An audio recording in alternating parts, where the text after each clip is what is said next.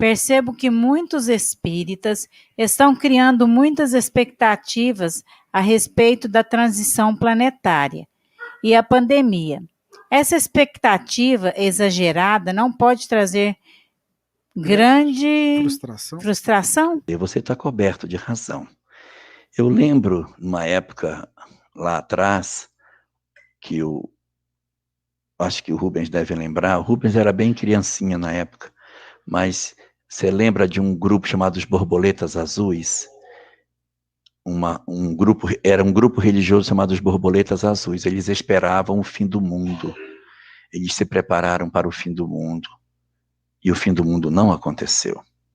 Então, muitas doutrinas, elas acabam apresentando essas sinalizações de final do mundo, e esses finais do mundo, eles acabam não acontecendo. O Espiritismo nunca marcou data sobre essas coisas. O Espiritismo nunca disse que a transição ia acontecer hoje, e nem que ela terminaria neste século. Nós não temos informação nenhuma nesse sentido. Não há nenhuma obra doutrinária que sinalize isso. Se nós formos pensar que o descobrimento do Brasil era uma movimentação para iniciar o processo de descoberta de novas terras pelo fenômeno de preparação para a transição, tem 500 anos que esse pessoal está trabalhando nisso. Então, nós estamos preparando progressivamente a transformação do planeta. É lógico que a gente tem que ter a expectativa, tem que lutar para transformar, que a mobilização do mundo espiritual já começou, isso é fato. Mas isso não pode dar a nós a ideia de que nós estamos vivendo já os estertores dos últimos dias, no sentido cronológico, do período de transição. Sabe por quê? Porque nós não podemos dizer que nós vivemos num mundo de regeneração se alguém morrer de fome sobre o planeta, tendo comida para todos nós. Não é admissível que um planeta que tem tanta comida permita que as pessoas morram de fome. Não é admissível que o nosso planeta ainda tenha guerra, que as pessoas se matem por uma questão de falta de trato diplomático. Não faz sentido que a gente construa cidades onde as pessoas ficam vivendo em guetos, onde a gente destrua o nosso meio ambiente e que as cidades se transformem em verdadeiros valões, em que a gente tenha uma destruição tão agressiva do meio ambiente como a gente promove em boa parte das cidades onde o homem habita, promovendo lixões, destruindo os mananciais hídricos que as cidades possuem, promovendo o desmatamento absurdo dentro dos núcleos urbanos, sem falar do que acontece no ambiente rural. Então não dá para a gente pensar nisso de mundo de regeneração com todas essas nossas dívidas, com todas essas nossas lacunas. Nós vamos precisar resolver isso para que a gente diga, somos um mundo de regeneração. Então eu perguntaria, quanto tempo para que a gente acabe com a fome no planeta? Quanto tempo para que a gente acabe com as guerras nos planetas? Quanto tempo para que as nossas cidades se transformem em cidades limpas, organizadas, que o meio ambiente urbano e rural sejam respeitados, que nós mudemos o nosso processo de alimentação, entendendo que a gente se alimenta num processo de muita crueldade. Isso vai demorar tempo, isso não vai ser para agora.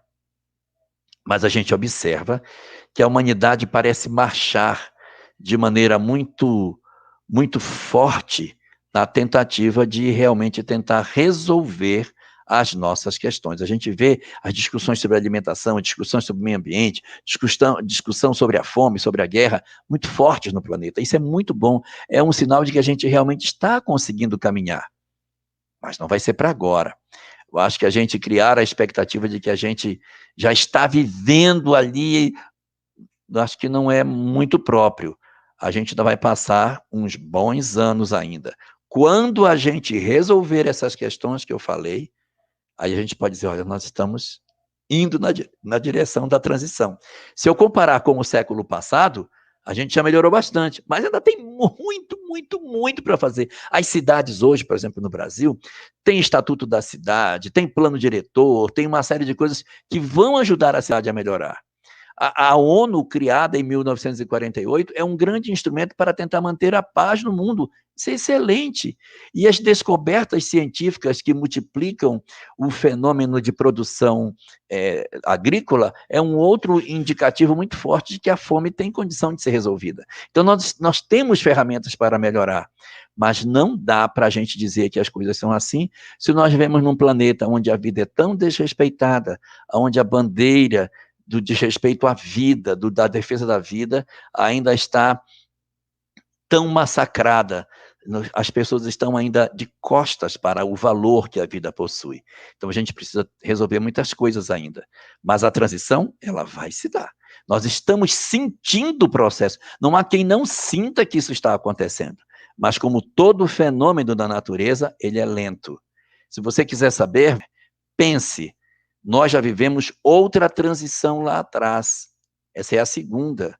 Porque nós tivemos a transição de mundo primitivo para mundo de provas e expiações, quando a gente deixou a pré-história e entrou na história. Dá uma olhada lá atrás e vê em quanto tempo a gente deixou a pré-história para entrar na história. Vê se foi uma década. Vê se foi um século. Durou muito tempo para a gente conseguir abandonar a condição de primitivismo e dizermos, agora sim, é um planeta de provas e expiações. É mais ou menos a mesma coisa. Vai demorar para acontecer. Só que nós é que não podemos esperar mais tempo. O planeta pode ter mais muitas décadas ou até séculos para mudar, mas nós não suportamos mais, porque nós não aguentamos mais a condição moral que a gente vive. É imperioso mudar, até porque nós estamos diante de uma oportunidade de esclarecimento muito forte que a gente não pode deixar passar.